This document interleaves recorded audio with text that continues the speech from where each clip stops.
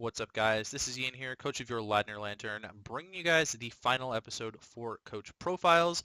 Today, we are interviewing Monster or Austin himself. You'll notice that obviously he's not the one hosting this this time because he's the last coach that we're interviewing. So, how's it going, man? It's going good, man. Just got off work about 2 hours ago, ate some dinner. But yeah, hitting you guys with the twist today. Seeing as I've interviewed literally every other coach, I think it was about time to get myself interviewed. So I called Ian in for a little help on that.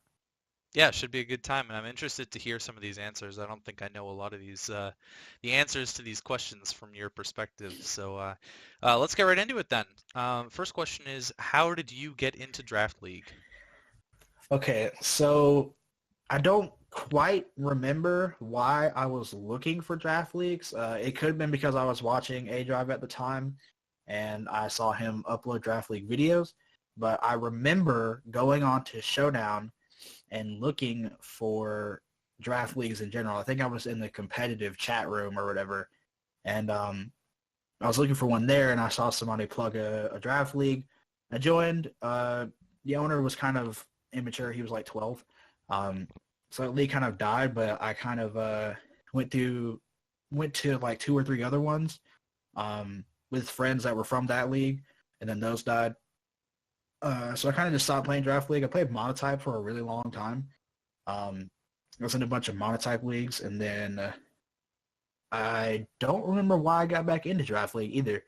But I remember my first league coming back, I believe, was UPBA Season 1, where you advertised for it somewhere.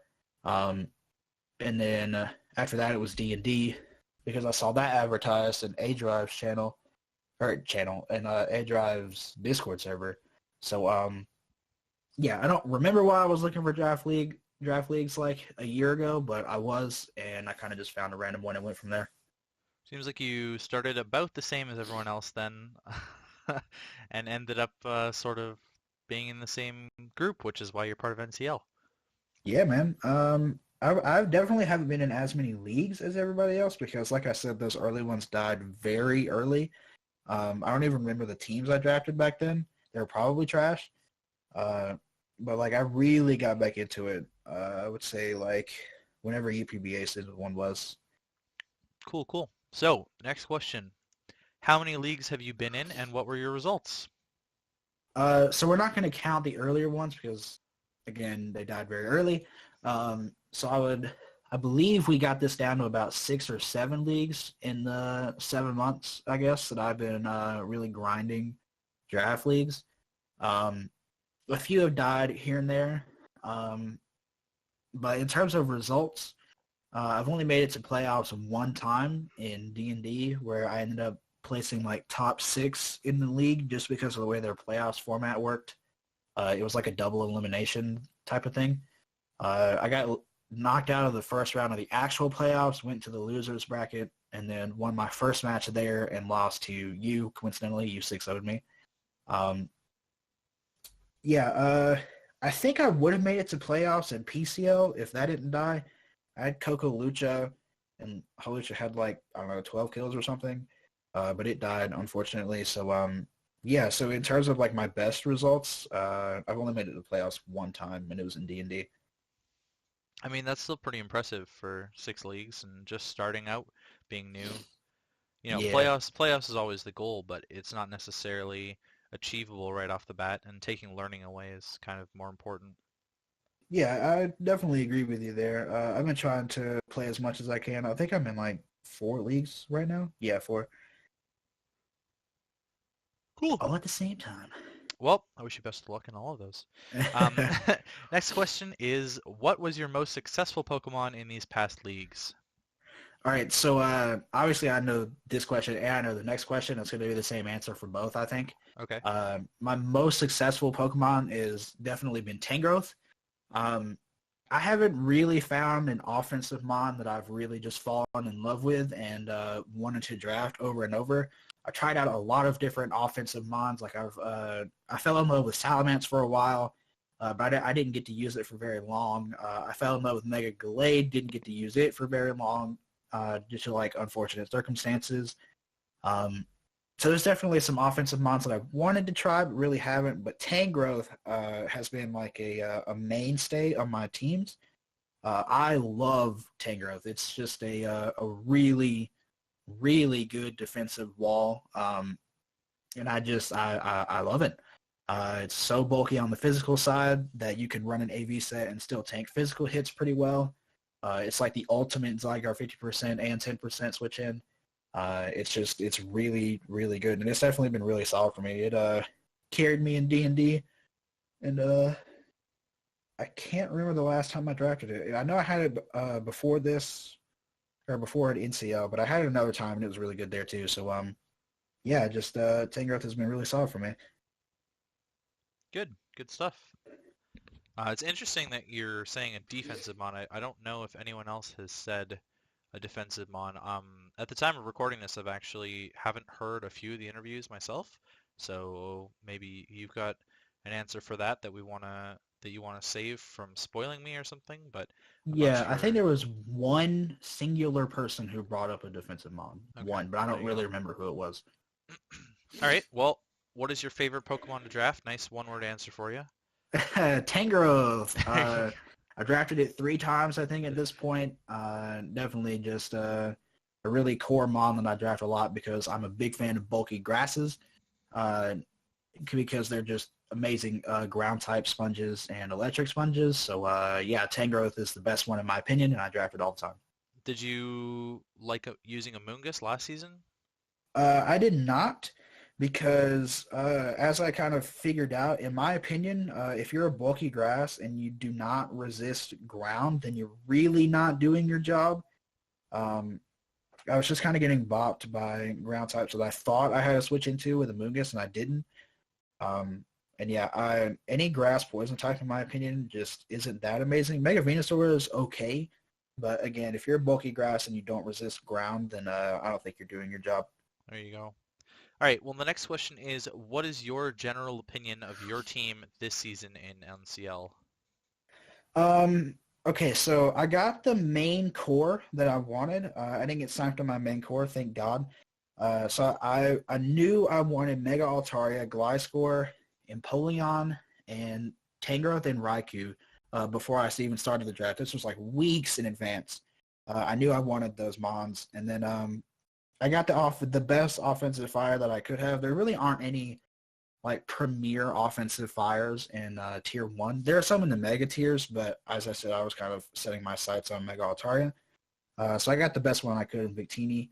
Um, I think my team would have been a lot better if I didn't get sniped on Gengar so hard.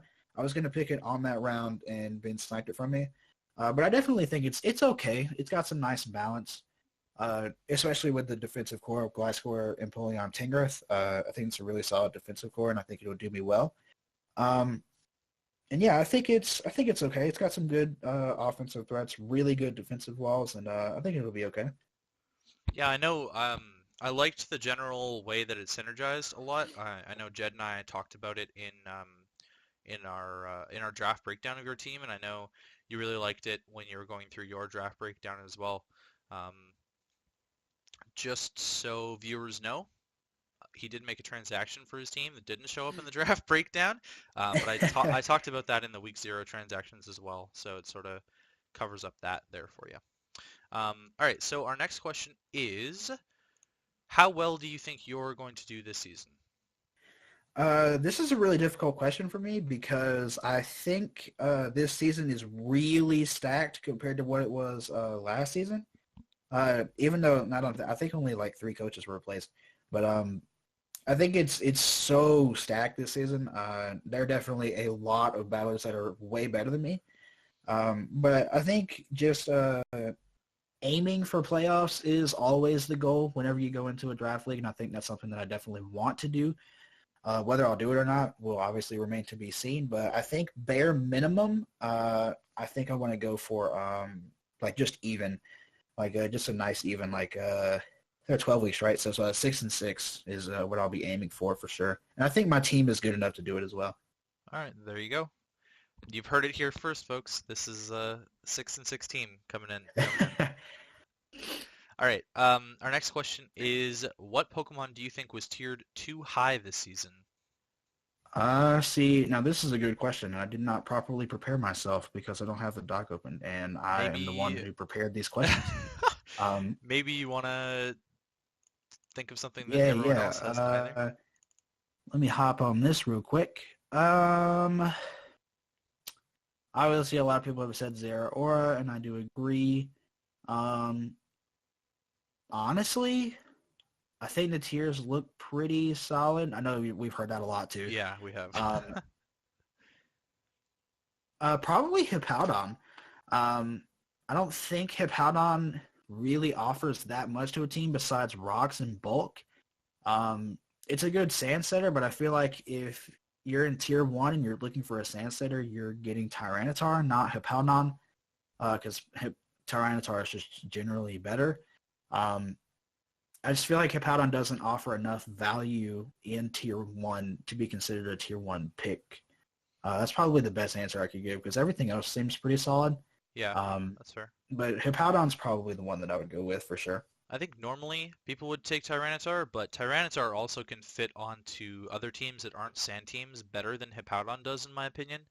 Right. So I think, keeping a weather sort of in the same tier is a general idea that, in my opinion, is a good idea. Keeping rain in the same tier, keeping, sun in the same tier, keeping sand in the same tier, sort of just to keep it consistent so that you don't have multiple teams drafting it. Now, I don't know if that's, necessarily okay because it happened this season, but I don't know. I don't know. That's sort of just my thoughts on your suggestion there. So, Right. in counter to that, what Pokemon do you think was tiered too low this season? I kind of have a few answers for this because I know I've suggested a few things that I think should be voted on next season as my aunt walks down the hallway. Um, so I think number one, Landorus Incarnate is way too high. I don't think it really offers anything to a team unless it's sheer force, or unless, and you'd have to draft sand for it to be useful. I think as just a base mon, it doesn't offer enough value in tier two unless you have sand. And even then, the times for ice weakness in sand is kind of weird depending on which sand setter you get, or Tyranitar or Hippowdon. Um, Another thing too is Thunderous Incarnate. I definitely think it's really, really good. Don't get me wrong, Prancer T-Wave is always really nice, but it's never drafted in Tier 1, like ever. So I think dropping it to Tier 2 gives it a lot more value. And the last thing is actually my mascot, Staraptor.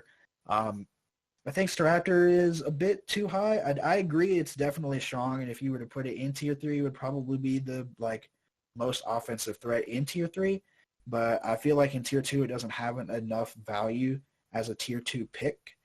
It hits really hard, but you kind of just slap a scarf on it every week, and that's the same thing you do with Darmanitan, right? And it obviously hits harder. So I just feel like it doesn't offer enough value as a Tier 2. But that's probably the three answers that I would give for that question. Does it hit harder? I would imagine because Flare Blitz is sheer force boosted, Yeah, so but Brave Bird and Double Edge are Reckless boosted. that's true. I want to say that they hit the Math? same. I, Yeah. yeah, I have no idea at the moment, but maybe someone can calc that and like drop the calc in a comment or something like that. So we'll just move But I on for mean, I now. think the point still stands though. Like they both do the same thing. You Yeah, they kind of do the just slap same a thing. But scarf the on thing it is every that week. both of them are so good at what they do, right? Maybe Right. maybe you're right. Maybe Staraptor shouldn't be tier two. All right, well, let's move on then. If you had to pick a move to have the highest kills this season, what would it be? I'm gonna go with. I think I'm gonna copy Jay. I think I'm gonna go with return. Because I really think that Mega Altaria is gonna put in work for me. Or that's the dream, I guess. But definitely there are like a lot of other things to get return that are going to be using it too. Like your Mega Pincer is going to be using return slash frustration. I guess it just depends on which one you want to go with. Um, I think that's definitely can be a really high kill move this season, and I don't want to be a normie and pick Earthquake or T-Bolt, so I think it's going to be return. What's interesting is that Earthquake or T-Bolt are probably going to be the moves that pull it off, Oh, But for sure. but no one wants to say that anymore because the first people said those, Right. and they don't I want agree. to they don't want to copy it. Okay. Of all the Pokemon drafted, which one do you think will be the kill leader this season? Uh, so this is yet another hard question because I kind of agree with what everybody has said. I think Cade's entire team has a lot of offensive threats like Sceptile, Coco, Lucha, Excadrill, Weavile, all of which can be up there depending on how Cade pilots them. A lot of people have said your Mega Pinsir. I also agree. I think with your Mega Pinsir behind Veil makes a lot of sense as a kill leader. Uh, Honestly, though, if I had to pick a non-normie answer to this question, what would it be? Pip's Mega Aerodactyl. That's what it would be right there. There you go. I think Mega Aerodactyl in Pip's hands is going to be phenomenal, especially with the team that he's built around it. He has a phenomenal team. I faced it week one, unfortunately. Um, yeah, I think Mega Aerodactyl is definitely going to put in a load of work for Pip there. I'm a little bit excited to hear you say that actually because I think Megarodactyl is a little bit undervalued in what we normally think of. So I'll be excited to see Megarodactyl if it's going to be the kill leader this season. Yeah, Uh, man, base 150 speed with tough claws. yeah, Like, come it's on, pretty dude. crazy. I'm also excited to see how Phil does this season because as you know at least, he's a new coach to the league and I've Mm-hmm. seen him perform really well before, and 10-0 in D&D. I'm just kind of excited to see him do really well, honestly. Yeah, he has a disgustingly good team too. I think with this team and the way he plays, he can definitely do amazing in this league. All right, well, that is all the questions I have for you. So thank you very much for the interview.